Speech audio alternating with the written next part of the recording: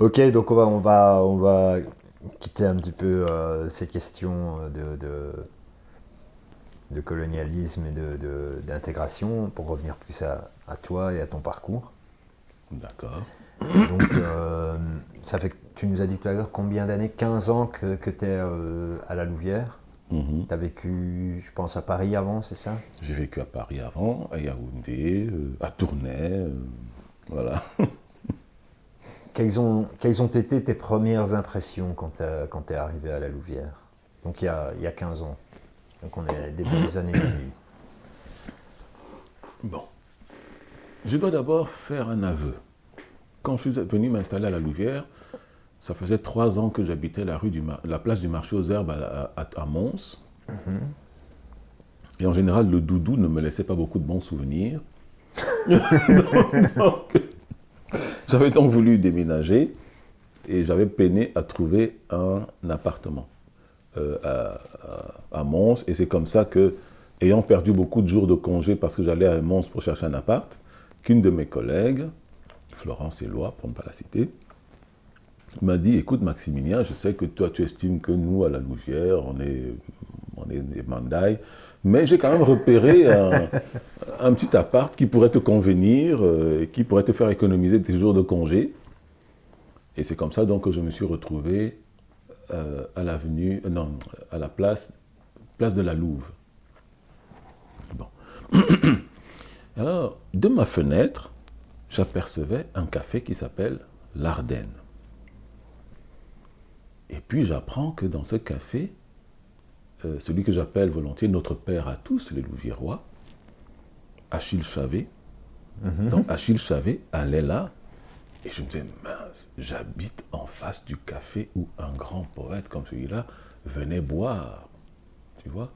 Et je me suis dit, mais c'est quand même tellement intéressant, parce que quand je vivais à Paris et que j'allais au centre Pompidou, au centre de documentation au centre Pompidou, à l'époque, il y avait des cassettes VHS, tu pouvais aller, tu avais des moniteurs comme ça, où on te donnait une cassette VHS à l'accueil, et puis tu allais regarder. Je m'étais intéressé au mouvement surréaliste pendant longtemps dans ma vie. J'avais regardé quasiment toutes les cassettes VHS sur le surréalisme, Soupeau, Breton, Éluard, et que sais-je encore. Et puis je vais à l'accueil pour dire, est-ce qu'il y avait des surréalistes ailleurs qu'en France? Et le type qui m'avait déjà repéré, et donc avec qui j'avais un peu sympathisé, me dit, écoute, j'ai une cassette qui parle des surréalistes en Belgique.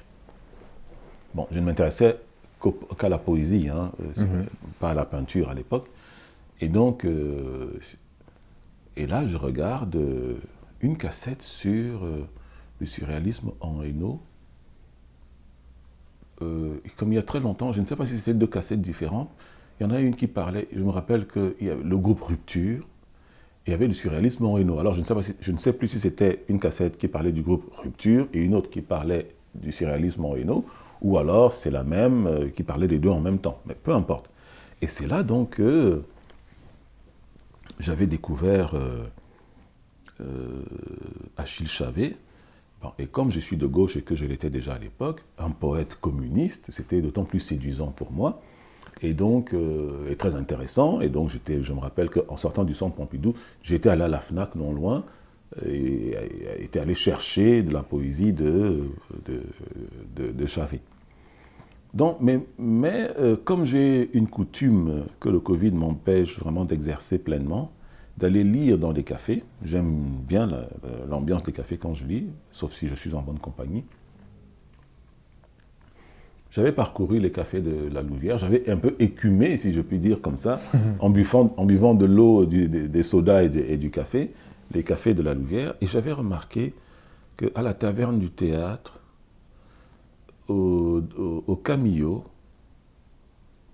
j'avais repéré, et puis au Café des Arts, je m'étais rendu compte qu'il y avait des gens à la Louvière, des autochtones, hein. Beaucoup étaient vraiment des gens cultivés, souvent autodidactes, et qui faisaient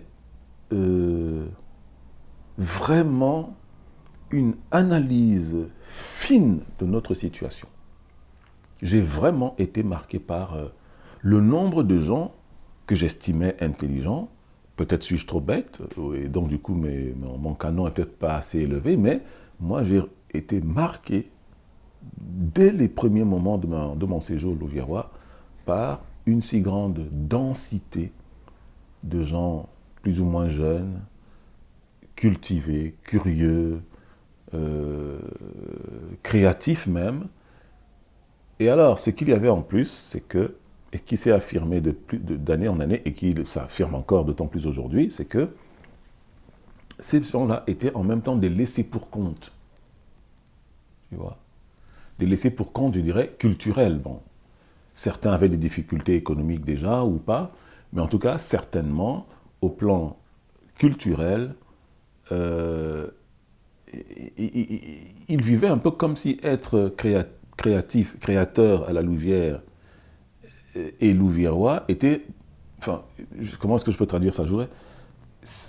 J'avais l'impression que, et cette impression ne m'a pas quitté, qu'à la Louvière, quand on est créatif et louviérois, être louviérois semble être un peu une tare, quoi. C'est-à-dire que le monde culturel louviérois, quand je parle du monde culturel, c'est que je pense aux personnes qui sont dans des places où on prend des décisions, des gens qui sont dans les CA, des institutions culturelles, ne semblent pas considérer, en tout cas massivement, qu'il faudrait porter un regard sur nos créateurs qui connaissent des difficultés économiques. Tu vois?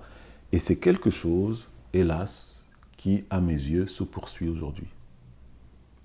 Moi, j'ai vraiment l'impression que nous sommes un peu comme dans un pays du tiers-monde, de ce qu'on appelait hier le tiers-monde. Quand tu vas dans un pays, dans les anciennes colonies, par exemple africaines, qu'est-ce que tu remarques? Tu remarques que tu as plein d'intellectuels là-bas qui écrivent même des livres qui ne sont pas édités, qui ne sont pas disponibles ici. C'est pour ça que je fais souvent mon marché quand j'y vais. Et ces brillants intellectuels, qui sont même parfois aussi plus ou moins des opposants, ne sont pas reconnus dans leur pays. Il faut qu'ils aient trouvé un éditeur en Europe et qu'ils aient gagné un prix en Europe ou aux États-Unis pour qu'au Cameroun, au Gabon, au Sénégal, au Sénégal le phénomène est peut-être un peu moindre, qu'on les reconnaisse. Et j'ai l'impression que nous vivons un peu selon le même schéma ici. Tu vois? Et donc, et je crois que ça pèse, ça va nous coûter très cher, à moins qu'on s'habitue à cette situation, c'est que c'est par rapport à la notion d'héritage.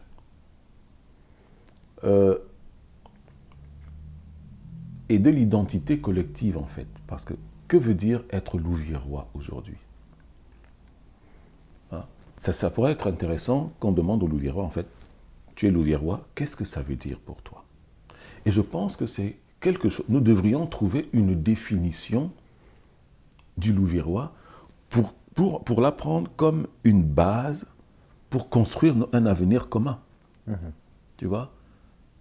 Que moi qui m'appelle Maximilien Tangana, dont les parents sont des Bantous nés dans la forêt équatoriale, Patrick Boussard qui est un autochtone, je ne sais pas si c'est défini comme wallon ou pas, ou tel autre, toi voilà. Et donc, comment est-ce qu'ensemble, qu'est-ce qu'il y a que nous nous disions louviérois tous les trois? Tu vois? Et je pense que ce serait intéressant que nous mettions cela au clair pour que ça serve de base à une politique culturelle digne de ce nom, une politique, notamment tu parlais d'intégration tout à l'heure, digne de ce nom, pour que nous, et du coup, que nous sortions un peu de ce flou, de ce chaos dont, alors bien sûr, le chaos n'est ni bien ni mauvais, le chaos peut produire le pire ou le meilleur, hein, mais nous pouvons orienter les mouvements du chaos pour qu'il en sorte le meilleur, quoi.